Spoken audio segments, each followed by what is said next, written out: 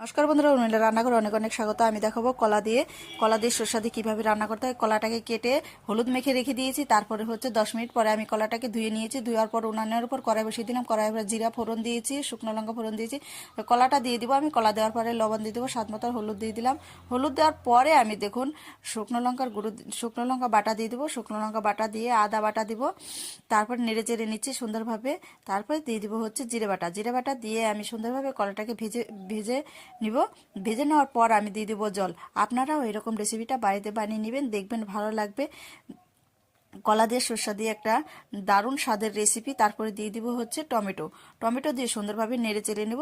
নেড়ে চেড়ে নিয়ে যখন ঝোলটা আমার কমে আসবে তখন আমি দিয়ে দিব সরষা বাটা দিয়ে আমি দিয়ে দিব কয়েকটা ধনেপাতা কুচি দিয়ে আমি তারপরে দিয়ে দিব কাঁচা তেল কেন দিলাম বলুন তো, যাতে কলাটা খেতে তিতো না লাগে, যেহেতু পরে দিয়েছি। ভিডিওটা